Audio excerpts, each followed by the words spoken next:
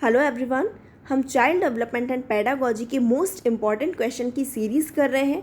हम वो सभी क्वेश्चन कर रहे हैं जो अभी तक के टेट एग्ज़ाम्स में पूछे गए हैं।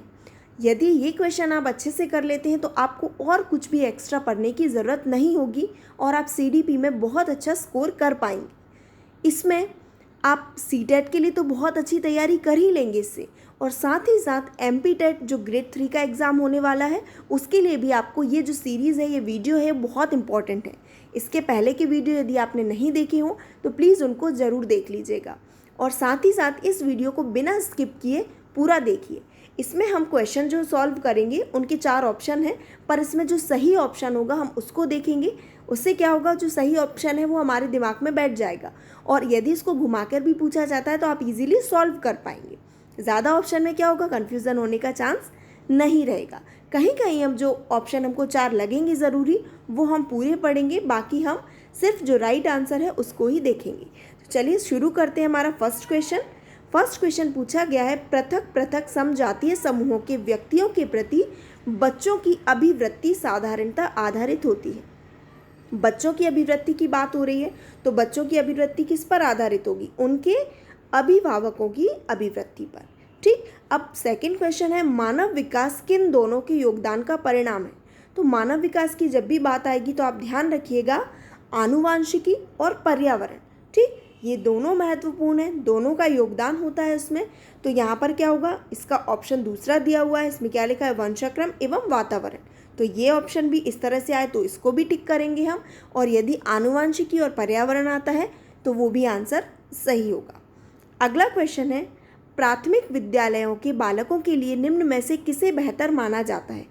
तो प्राथमिक विद्यालयों के बालकों की बात हो रही है तो उसमें स्वयं के द्वारा किया गया अनुभव सबसे ज़्यादा ज़रूरी है। अगला हमारा क्वेश्चन है, विद्यार्थियों के अच्छे मानसिक स्वास्थ्य को बनाए रखने के लिए निम्न में से कौन सा तरीका अधिक महत्वपूर्ण है। अब इसमें हम सारे ऑप्शन देख लेंगे, ठीक, क्योंकि इसमें बहुत सारे तरीकों की बात की गई है और सबसे अधिक महत्वपूर्ण पूछा गया है, तो इसको हम पूरे पढ़ लेंगे। फर्स्ट है, सहशैक्षिक क्रियाओं का प्रावधान, अभिव्यक्ति की स्वतंत्रता, रुचियों की भिन्नता और अध्यापक की भूमिका एवं विद्यालयी वातावरण।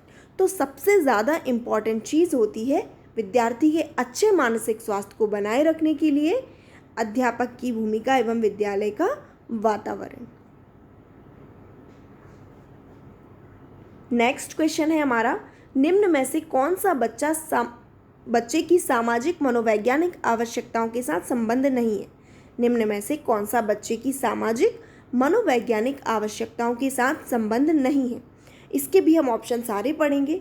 फर्स्ट है हमारा सामाजिक अनुमोदन, सेकंड है संवेगात्मक सुरक्षा की आवश्यकता, सी शरीर से अपशिष्ट पदार्थों का नियमित रूप से बाहर निकलना, और डी सानिध्य की आवश्यकता। तो इसमें क्या पूछा गया है, संबंध नहीं है सामाजिक मनोवैज्ञानिक आवश्यकताओं के साथ। तो देखिए ये तो संबंधित है, सामाजिक अनुमोदन या सराहना की आवश्यकता ये तो बच्चे में होती है, ये संबंधित है। संवेगात्मक सुरक्षा की आवश्यकता ये भी संबंधित है। सानिध्य की आवश्यकता मतलब कंपनी की जो नीड है ये भी ज़रूरी है। अब क्या ज़रूरी नहीं है, सामाजिक मनोवैज्ञानिक आवश्यकता पूछिए तो शरीर से अपशिष्ट पदार्थों का नियमित रूप से बाहर निकालना ये संबंध से नहीं है। अगला क्वेश्चन है, विद्यार्थियों को विद्यालय में खेलना क्यों उचित है। तो खेलना क्यों ज़रूरी है विद्यालय में, तो यह सहयोग एवं शारीरिक संतुलन का विकास करेगा। शरीर के लिए तो ज़रूरी होगा ही, संतुलन के लिए बहुत ज़रूरी है, साथ ही साथ सहयोग की भावना भी खेल से आती है। तो सही आंसर क्या होगा, सहयोग एवं शारीरिक संतुलन का विकास करेगा। अगला क्वेश्चन है, जिस प्रक्रिया में व्यक्ति दूसरों के व्यवहार को देखकर सीखता है ना कि प्रत्यक्ष अनुभव से, उसे क्या कहा जाता है। जिस प्रक्रिया में व्यक्ति दूसरों के व्यवहार को देखकर सीख रहा है ना कि खुद अनुभव करके, तो उसको सामाजिक अधिगम कहा जाता है, क्योंकि समाज से देखकर ही तो सीख रहा है। तो आंसर क्या होगा हमारा, सामाजिक अधिगम। नेक्स्ट है, निम्न में से कौन सा बुद्धिमान बच्चे का लक्षण नहीं है। इसके सारे ऑप्शन हम पढ़ेंगे। वह जो लंबे निबंधों को बहुत जल्दी रटने की क्षमता रखता है, वह जो प्रवाहपूर्ण एवं उचित तरीके से संप्रेषण करने की क्षमता रखता है, वह जो मूर्त रूप से सोचता रहता है, वह जो नए परिवेश में स्वयं को समायोजित कर सकता है। तो अब इस तरह के क्वेश्चन में यदि आपको कोई कन्फ्यूजन होगी तो हम इससे क्या करेंगे, ऑप्शंस को क्रॉस करते जाएंगे, ऑप्शन को हटाते जाएंगे। ठीक, तो बुद्धिमान बच्चे का लक्षण नहीं होगा, ये पूछा है। तो हम देख रहे हैं कि वह जो लंबे निबंधों को बहुत जल्दी रटने की क्षमता रखता है, तो ज़रूरी नहीं है कि जल्दी रट रहा है तो वो बुद्धिमान हो, इसको हम अभी छोड़ देते हैं। वह जो प्रवाहपूर्ण एवं उचित तरीके से संप्रेषण करने की क्षमता रखता है, तो ये तो बुद्धिमान बच्चे का लक्षण है। वह जो मूर्त रूप से सोचता रहता है, यह भी बुद्धिमान बच्चे का लक्षण है। वह जो नए परिवेश में स्वयं को समायोजित कर सकता है, ये भी बुद्धिमान बच्चे का लक्षण होगा। तो जो बुद्धिमान बच्चे का लक्षण नहीं है वो क्या होगा, वह जो लंबे निबंधों को बहुत जल्दी रटने की क्षमता रखता है। अगला क्वेश्चन है हमारा,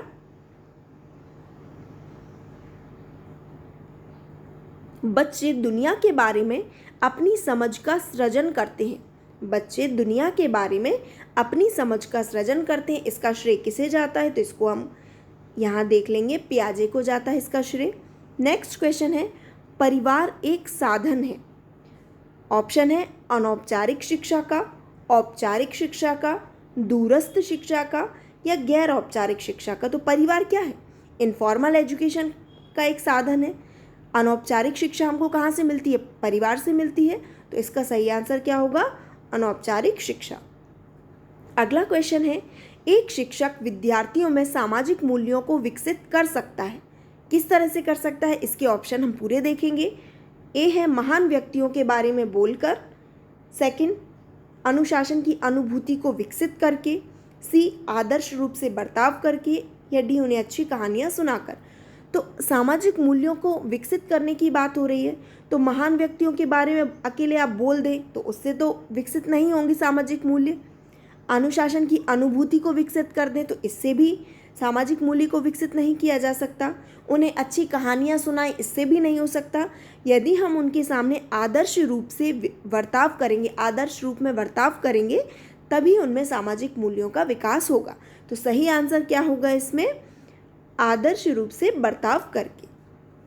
अगला क्वेश्चन है हमारा, कृतिका अक्सर घर में ज़्यादा बात नहीं करती लेकिन विद्यालय में वह काफ़ी बात करती है, दर्शाता है। इस क्वेश्चन को कई बार घुमाकर पूछा गया है और इम्पॉर्टेंट है, इसके हम सारे ऑप्शंस देख लेते हैं।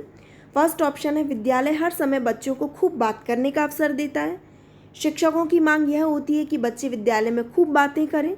कृतिका का अपना घर बिल्कुल पसंद नहीं है, उसके विचारों को विद्यालय में मान्यता मिलती है। तो देखिए फर्स्ट ऑप्शन तो यहाँ पर बिल्कुल गलत है कि विद्यालय जो है हर समय बच्चों को बात करने का अवसर देता है, तो ये ऑप्शन गलत है। शिक्षकों की यह मांग होती है कि बच्चे विद्यालय में खूब बातें करेंगे, ये भी गलत होगा। कृतिका का घर जो है वो बिल्कुल पसंद नहीं है उसे, ये भी गलत है। सही ऑप्शन क्या है, उसको यहाँ पर विचार, उसके जो विचार हैं उसको यहाँ पर बहुत ज़्यादा मान्यता मिलती है। तो सही आंसर क्या होगा, डी।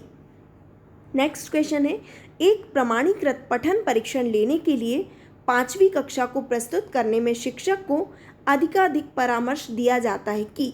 फर्स्ट ऑप्शन क्या है इसमें, बच्चों को बोलना कि परीक्षण बहुत महत्वपूर्ण है तथा वह उसमें सबसे अच्छा प्रदर्शन करेगा। पूर्ववर्ती परीक्षा से प्रधान प्रश्नों को चिन्हित करना एवं छात्रों को उन्हें उत्तर देने की अनुमति देना। सी क्या है, निम्न कोटि के पाठकों को प्रशिक्षण देना ताकि कक्षा के शेष बच्चे किसी भी तरीके से अच्छा करें।